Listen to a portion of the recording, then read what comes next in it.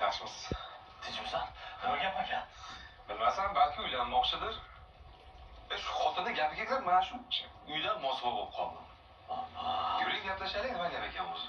Jasur uydamikan? Ha, uyda chaqirganmiz. Menga ham qo'ng'iroq qilib yetib keling dedi. Bo'pti, yurchi bilamiz.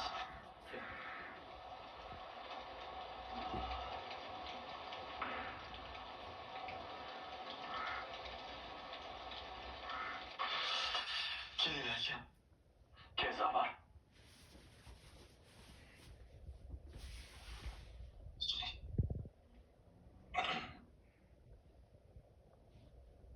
Qani, sog'lik tinchlik bo'lsin. Allohu akbar. Jasur keldinglarmi? Yaxshimisan uka? Tinchmisan? Tinchlikmi?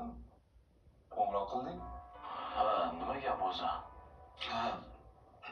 Avvalo chaqirganda yo'q demasdan kelganingiz uchun kattakon rahmat sizlarga. Xo'p, gapir. Qo'ng'iroq qildingda sizlarda gapim bor deganingga mana Zafar bilan yetib keldik. Ha, balki uylanmoqchidir. Kelin topding deyman. Uy joyi tayyor bo'lsa, uylanaver, uka. Yo'q aka. Gap uylanishim haqida emas. To'g'ri, rahmatli dadam o'limlaridan oldin uylangan deb vasiyat qilib ketgandilar. Lekin ota-onamsiz to'ymanga tatimaydi. Bilasizmi? Dadam bizani uchalamizni bekami ko'z qilib o'stirdilar, boqdilar. Lekin ularsiz juda ham qiynalyapman. O'tirsam ham, tursam ham, uyg'onganimda ham dadam sharpalari ko'z oldimga kelaveradi. Shuning uchun sizlarga bitta gap aytmoqchiman. Xo'sh, Aka, bu uyga o'zinglar egalik qilsanglar. Har qalay bu uyga mendan ham ko'ra sizlar haqlisizlar. Rahmatli dadamni haqiqiy o'g'illari sizlar bo'lasizlar. Qariga. Unda Jasur, senchi?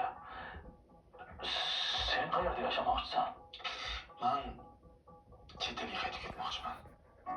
Bilasiz, ishim ham, uyim ham o'sha yerda. Yana qaytib ketaman o'sha yoqqa. Keyin men uylanmagan bo'lsam, sizlarning bo'lsa oilalar, farzandinglar bor. Bu uy mendan ham ko'ra sizlarga ko'proq kerak. Ha. Uy hujjatlari shkafda turibdi. Agar meni ham imzoyim kerak bo'ladigan bo'lsa, qo'yib beraman. Shu.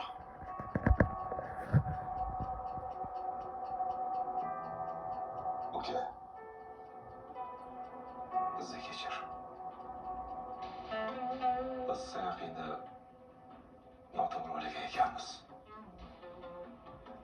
Biz ahmoq akalaringni kechira qol endi. Jasur. Uka, sen bizni ko'zimizni ochding. Aslida ota-onamiz haqiqiy farzandlari biz emas. Sen ekansan. Nomard